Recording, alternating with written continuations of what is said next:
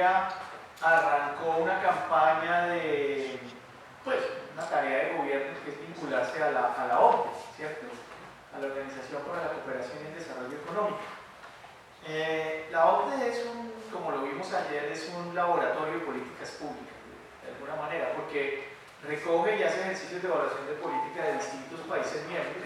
Los países miembros son las economías más desarrolladas y hace comparaciones, como los previews que vimos ayer, que eran los de cada país, hace análisis de política.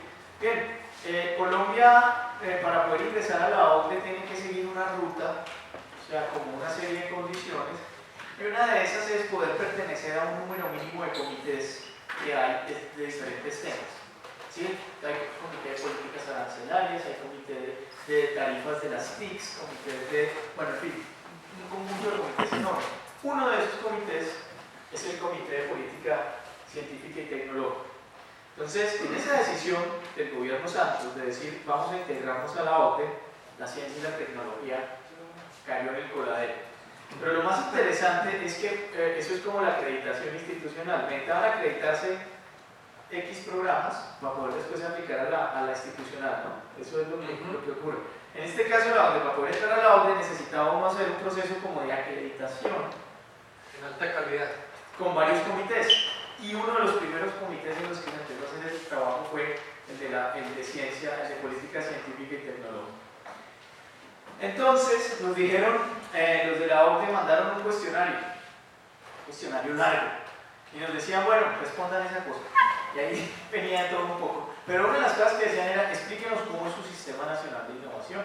Y lo otro que era explíquenos cuáles son las prioridades de política científica del país. Y de aquí, para ese momento, y lástima que no se vean bien esto, pero esta es la política de ciencia y tecnología que existe actualmente, que se llama Colombia Construye y Siembra Futuro. Este es un documento COMPES que es, si no estoy mal, el 3580, que es el que actualmente está funcionando. Ya ayer vimos lo que son los documentos COMPES. Este es un programa que se llama, este es el programa de transformación productiva, y este era el plan de desarrollo de ese entonces. Este era el de 2014. Digamos, no me interesa que lean todo allí, pero nos tocó hacer incluso con Planeación Nacional un ejercicio de saber cuál de esos era el que decía la prioridad del país en los temas, porque es complicado responder eso a nivel del país. Entonces, este documento daba unos prioridades, o sea, electrónica y materiales, biocombustibles, recursos hídricos, biodiversidad, paz y cohesión social y ciencias de la salud. Habría que ver con qué lógica se plantean ese tipo de prioridades. Generalmente es muy top-down y es un grupo de expertos que las define. El COMPES, por su parte, hablaba de materiales y electrónica, de alguna manera coincidía, de TIC, energía y recursos naturales, biotecnología, logística y diseño, construcción de ciudadanía, inclusión social y salud. Y el plan de desarrollo hablaba también. Entonces nos tocó empezar a hacer relaciones para poderle explicar a alguien cuáles son las prioridades del país. En este momento, en mi concepto, uno no puede decir cuáles son las prioridades. Es muy complicado. Pero no es que sea una cuestión de incapacidad del gobierno, es una complejidad de la política pública. Porque ustedes, ¿cómo dicen que un país tiene prioridades en eso? ¿Sí?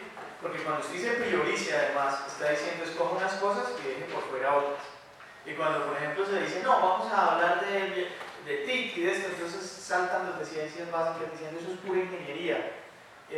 O cuando uno dice que vamos a hablar de cohesión social, es solo ciencias sociales, ¿dónde está la investigación fundamental?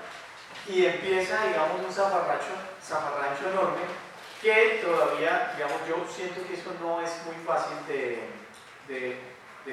resolver. Algunos países han hecho ejercicios de perspectiva tecnológica para definir prioridades, pero en general los países lo que dicen es, tienen unas visiones bastante amplias de lo que quieren lograr y digamos que eso es lo que caracteriza a la política en términos generales.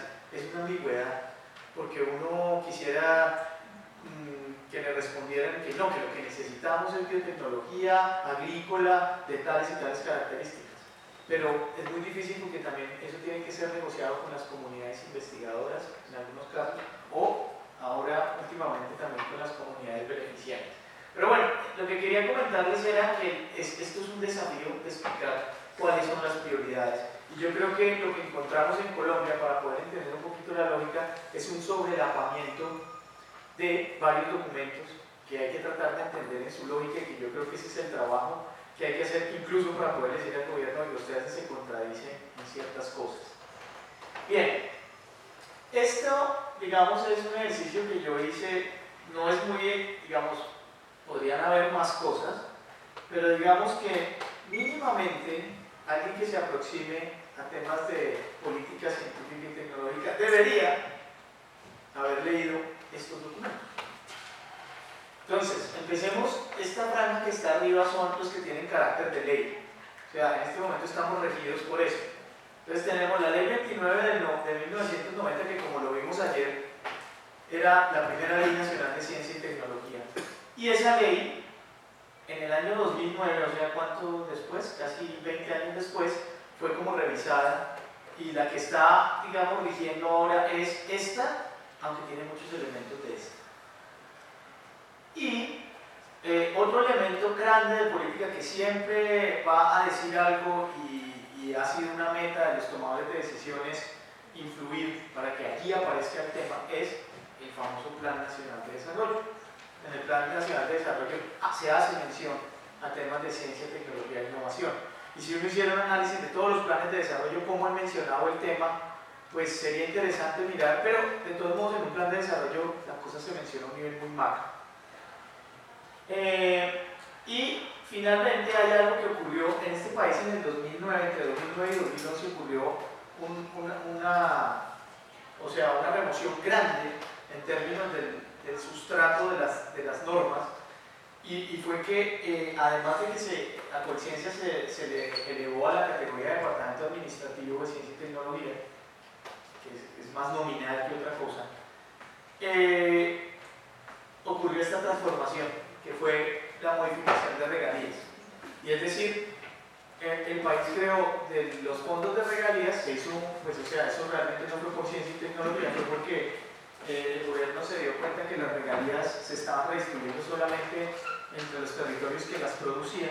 Entonces el gobierno quiso hacer una redistribución mayor y decir, no, vamos, listo, se producen en el Arauca, se producen en Yopal, en territorios petroleros y tal, pero esos recursos deben redistribuirse hacia todos los departamentos de Colombia.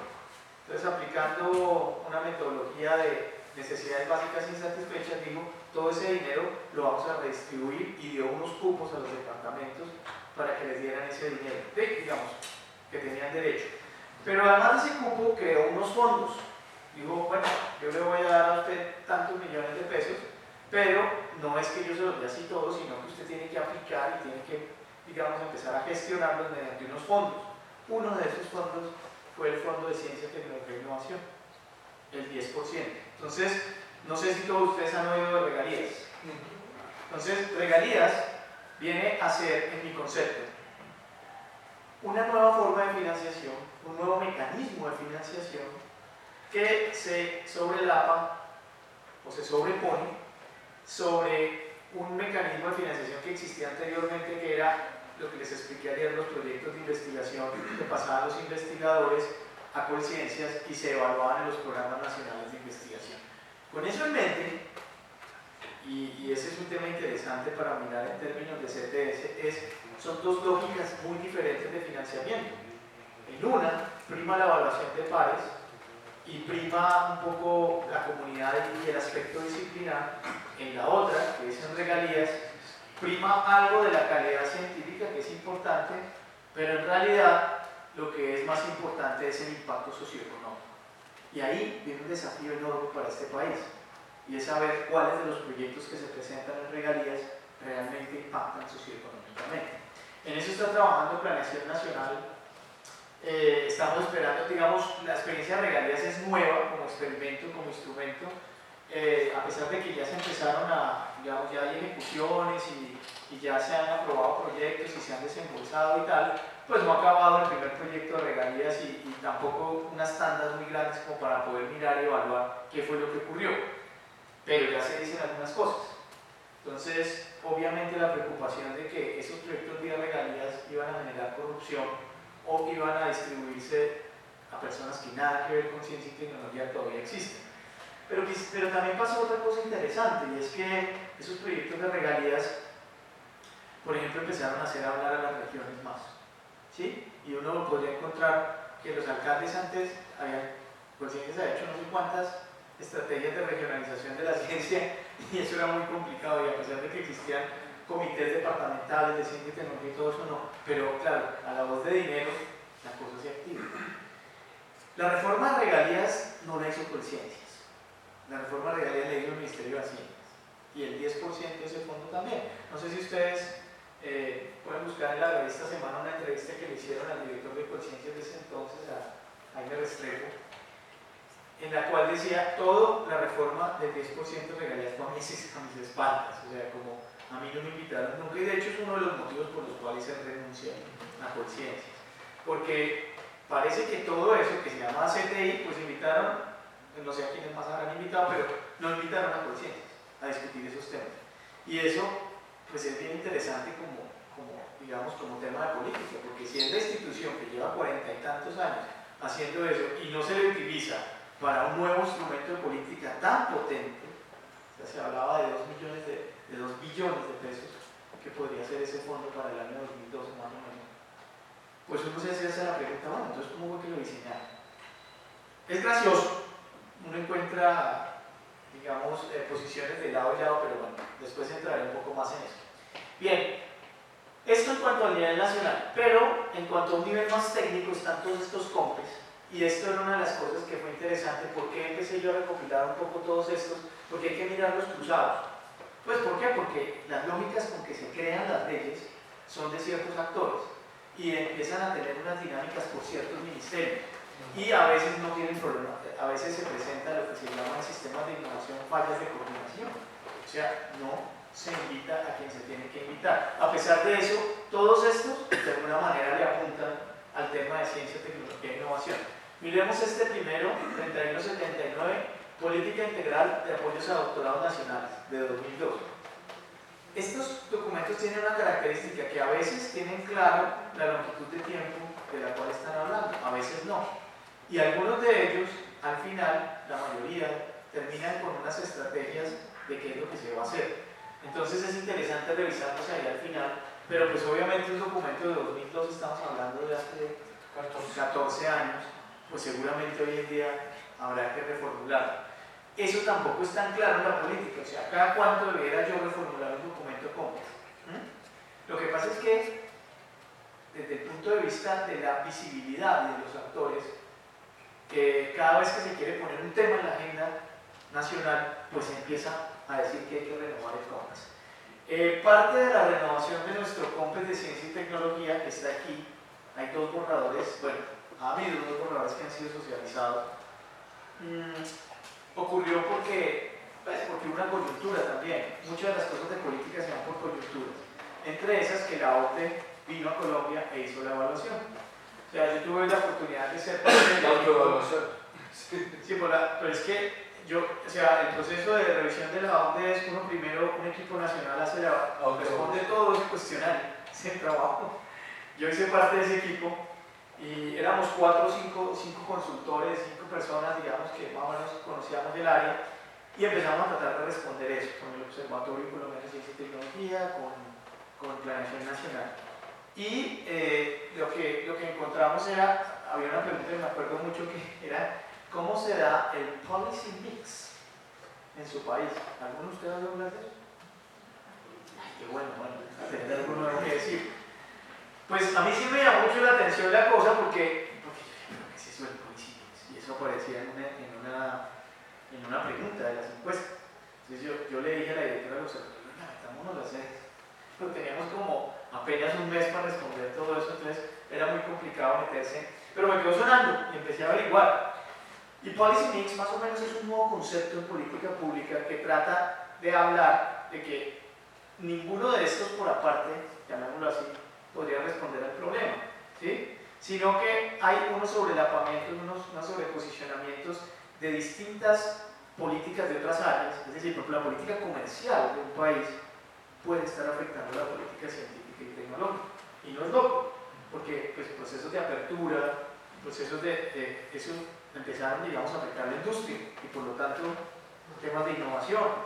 Entonces, es muy difícil observar, pero lo que quizás el concepto lo pone uno a pensar es la transversalidad de la ciencia. Entonces, uno, lo que habla en la literatura de esto es, busquemos los puntos, el interplay, se llama en inglés, yo no sé cómo traducirlo exactamente, como el donde se juntan y donde se pegan las lógicas de unos y de otros y tratemos de ver allí, porque pueden haber contradicciones en términos de política. Entonces es un desafío grande y si uno hiciera una lectura transversal de todos estos podría empezar a encontrar temas de ese estilo. Yo creo que es un trabajo que está pendiente y como la gente, digamos, la literatura lo que hace, sobre todo en temas de innovación y en política de innovación, lo que hace es lanzar el concepto y luego empezar a tratar de verlo cómo se manifiesta en casos, pues ya hay experimentos, especialmente los británicos en Manchester, que digamos hay una escuela fuerte de temas de política de innovación, ya tienen elementos, digamos, o les consiguen fondos para estudiar cómo podría estudiarse, o sea, sí, para ver cómo se podría analizar e investigar ese relacionamiento de políticas, ¿cierto? Y ver eso además cómo impacta, digamos, a lo que se llamaría en términos globales una política de CTI. Bien, entonces tenemos el 3582, que es la política nacional, digamos, este documento es el que está vigente ahora, pero en realidad este es el que lo está actualizando, y ya vamos a hablar sobre esto. Y tenemos también el 3527, que habla de la política de competitividad y productividad, también viejito, de 2008. Tenemos este que es de fortalecimiento del sistema de formación de capital humano. Fíjense que este nació como por otras preocupaciones, otras lógicas, pero termina pegándole al tema de CTI porque habla de capacidades y de formación del recurso humano. Y tenemos este último que es bastante específico y bien interesante porque habla de todos los estímulos que se pueden, las exenciones de impuestos y toda la parte, digamos, de deducciones tributarias que se podrían hacer a través de ciencia, tecnología e innovación. Un tema sobre el cual tampoco se ha estudiado mucho. Digamos, nosotros hemos hecho prácticas de deducción tributaria, pero no sabemos bien quiénes las están utilizando, no sabemos bien qué tanto han impactado a las empresas. Ha habido algunos ejercicios, especialmente por parte del BID, y hay una persona que trabaja mucho el tema, ahorita se me escapa el nombre, son dos, hay uno de apellido Mafioli, que creo que es mujer, Alessandra o Alessandro, y el otro es, ahorita se me va a venir a la mente nuevamente, pero hay unos documentos de BID que ustedes los pueden descargar gratuitamente, que son sobre evaluaciones de incentivos tributarios. Entonces, que es otro tema sobre el que uno debiera aprender, porque si usted cree que la política, digamos, no es solo darle plata a la investigación, hay otro tipo de instrumentos como son los tributarios. Entonces, dar exención tributaria a una empresa que invierte en ciencia, tecnología e innovación puede ser un estímulo para que esto ocurra. Lo que está pasando, y digamos, de las primeras cosas que uno escucha sobre este tema es que realmente nuestra empresa no es muy intensiva en inversión de ciencia y tecnología. Por lo tanto, los estímulos no son los mejores. A ver, no sé si de pronto esa parte está muy enfocada a esa área de electrónica o hay un panorama más amplio. No, las condiciones son abiertas, ahí no hay priorización. Pero para beneficios tributarios. Sí, sí. Es abierto. Ahora, no sabemos quiénes se están presentando ahí. O sea, yo no conozco evaluaciones muy concretas, pero puede que haya algunas cosas. Digamos, yo estoy mirando algún documento del BID donde hace evaluaciones sobre incentivos tributarios, y de hecho hay un artículo bonito, un capítulo interesante en un libro de Gabriela Dutrenit. ¿Conocen no sé si han trabajado a Gabriela Dutrenit, que ella está en la Universidad Autónoma de México y últimamente está haciendo muchas revisiones sobre las políticas científicas y las políticas de innovación en América Latina. Y hay un capítulo, ahorita voy a buscar porque es que se me escapa el nombre del autor, que ha trabajado mucho la revisión de digamos, incentivos tributarios. Y además lo trabajamos desde la econometría, con modelos y demás, una cosa medio compleja. Y ya empiezo a patinar, pero digamos que es interesante porque pues, él ha hallado unas correlaciones de que en realidad cuando existen algunos incentivos tributarios sí como que despegan. pero hay que seguir revisando el tema, y más con estos cambios. Este documento es nuevecito, de 2015, entonces hay que mirar como todas las posibilidades, porque es un tema complejo que raya también en lo legal. Pero bueno, vamos, es para lo que quería mostrarles aquí, es que la política de CTI no es una cosa solo de investigación, es una cosa que mezcla más cosas, y que se vuelve un tema bastante interesante para estudiar esos sobreposicionamientos, ¿no? Y poder hablar de pronto con este concepto de policy mix, sobre eso también les puedo dar bibliografía luego, que ha sido trabajado en esta revista que yo les mostraba ayer de Research Policy, pero que también no quiere decir que eso sea, digamos, esto es el mainstream, pero tiene que ser de alguna manera, como digo yo, aplatanado al caso colombiano o a los casos latinoamericanos, porque siempre se encuentran, digamos, diferencias en la forma como estos instrumentos se comportan. Muchas, como les decía, muchas deducciones tributarias han sido pensadas para grandes empresas que invierten grandes cantidades de dinero. Para una pyme pequeñita que invierte una cierta cantidad, la exención del impuesto resulta siendo muy baja. Entonces, a lo mejor no hay representativos. ¿Cómo? No representativos. Sí, no hay estímulo, es decir, la gente dice, no, pues ¿para qué me...? Porque además someterse a un proceso de presentar un caso para que le hagan una exención de impuestos es un proceso largo. Ahora, de eso hay varias modalidades. Una de esas es, por ejemplo, la típica, la más normal, es que lo eximan a ustedes el impuesto del IVA por equipos que importan, ¿cierto? Entonces eso puede ocurrir y eso es la que más han solicitado. Ahora, de todos modos, en la práctica de este tipo de incentivos, también ha habido problemas de coordinación con la DIAN. A Colciencia le ha tocado trabajar muy de la mano con la DIAN, porque precisamente son exenciones de impuestos.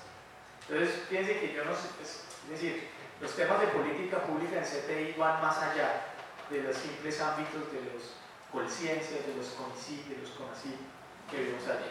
Bien, entonces digamos que esto es un panorama, pueden haber más, y uno podría sentarse a mirar de pronto, aquí por ejemplo creo que no hay algún documento CONFES sobre TICS, Tecnologías de Información y Comunicación, no sé cuál sea el último, pero seguramente ese también está hablando de investigación y de ciencia y de tecnología. Todo lo que tenga que ver también de documentos CONFES relacionados con SENA, información técnica y tecnológica, también podrían estar asociados, porque terminan, digamos, afectando lo que es la formación de capital humano, aunque en este CONFES se habla mucho de ello. Vale, hoy nos vamos a concentrar en, creo que vamos a ver algo de esta ley, vamos a ver estos dos borradores, muy en términos generales, y vamos a ver algo del acto legislativo 5/2011 que es de sistemas legales. Bien, empecemos con el borrador del CONFES de política de CTI. Dos versiones del documento y en la puerta del horno se puede quemar el pan. El documento de la versión 1 estaba listo, casi listo, para ser aprobado, pero por alguna razón naufragó. Esta es la versión de diciembre 4 de 2015 y esta es la nueva versión. O sea, aquí, para efectos de esta charla, vamos a hablar de versión 1 y versión 2. La versión 1 de diciembre del año pasado y esta es de junio de 2016, ya está calientita. Y Colciencias abrió espacios, digamos, lo invitó a que la comunidad toda opinara qué ocurría aquí. Otra cosa que me pareció interesante que ustedes vieran entre la 1 y la 2 es esto. Miren aquí y miren aquí. ¿Qué encuentran? Ustedes que leen bien lo que yo. ¿Hay más actores? Sí, pues por lo menos del ministerio, porque es lo que en un documento CONFES les comentaba ayer que el CONFES del Consejo Nacional de Política Económica y Social es donde están los ministros de cada rama y algunas entidades técnicas específicas. Sí, yo creo que la diferencia está aquí en estos de acá. O sea, la vinculación del DANE, que me llama mucho la atención, que la hagan tan explícita, porque probablemente por el tema de indicadores, entonces el DANE empieza a terciar un poco más, paréntesis, el gobierno está muy interesado en crear un Comité Nacional de Estadísticas, que coordine cómo se producen las estadísticas de todas las entidades públicas, porque hay unas que las hacen de una manera, otras de otra. El DANE se ha preocupado últimamente mucho por tratar de uniformar metodologías, tratar de decir cómo se hace, tratar de certificar. De hecho, creo que esto puede ser chido, pero si me lo soñé, si no averigüenlo, pero creo que el DANE puede ofrecer servicios de certificación de procesos de medición para algunos ministerios, ¿sí?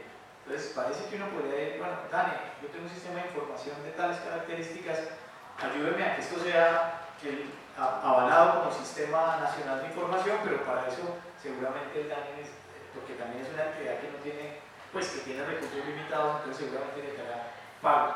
Eso creo que lo escuché, pero bueno, déjenmelo a beneficio de chisme, ¿vale? Si ustedes dicen que yo lo dije, yo digo que no.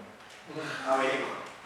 Bien. Entonces, pero este sí fue interesante, Ministerio de Minas y Energía, Ministerio de Relaciones Exteriores y Ministerio de Educación Nacional, que el Ministerio de Educación Nacional no estaba en la versión 1. Y eso, pues eso sorprende, claro.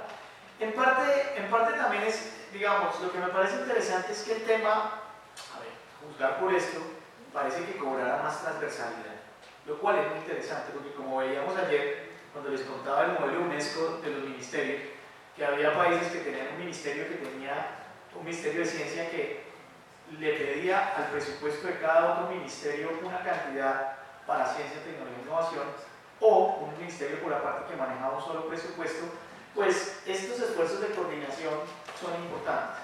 Es decir, nosotros cuando, bueno, yo he pasado 2 veces por Colciencias trabajando allí, la primera vez, ambas veces en la Oficina de Relaciones Internacionales. La primera vez fue como entre 2000 y 2013, y en esa época ya veíamos que, por ejemplo, todo lo que era agricultura y salud tenía una dinámica muy propia. Digamos, agricultura tiene por tradición, y si ustedes miran la historia, digamos, de la agricultura en Colombia y de la política agrícola, se van a dar cuenta que las primeras cosas que se hicieron en investigación en este país son la agricultura. Entonces ellos tienen una tradición interesante y en algún momento en el 2000, que ahorita es un poco desactualizado, pero en el 2000 ya hablaban de un sistema nacional de innovación agrícola, o sea, allí como más cerrado. Eso en teoría de sistemas de innovación es interesante, porque hay sistemas nacionales, hay sistemas regionales, hay sistemas a veces temáticos, ¿cierto? En ese caso es uno temático de agricultura. Y el otro área que ha sido muy fuerte es salud. Salud logró unos dineros de lo que eran las loterías para poder abrir un fondo específico de investigación en salud. Y entonces ellos se mueven con ese fondo. Entonces son experiencias sectoriales, pero que cuando desde Colciencias tratan de coordinarse es complicadito. ¿Por qué? Pues porque son de los sectores. Ese es uno de los desafíos de coordinación. Bien, versión 1. Acá están los 6 grandes temas, digamos, que tiene de estructura ese primer documento. Aumentar la actividad innovadora y emprendimiento del aparato productivo. Y aquí lo que quiero que se fijen es la forma en que están redactados, a ver, porque lo vamos a comparar con el otro, que cambió y que podemos ver a partir solamente de estos enunciados muy generales. Generar las condiciones para la cooperación de los sectores productivo, privado, por medio de, se me olvida, son actividades de cooperación, no me acuerdo exactamente qué quiere decir esta sigla. Aumentar la generación de conocimiento de alto valor agregado que dé respuesta a necesidades y oportunidades sociales, incrementar capital humano altamente calificado, vean este que les interesa a ustedes, consolidar una cultura favorable a la ciencia, tecnología e innovación para los actores del Sistema Nacional de Ciencia y Tecnología y los ciudadanos, y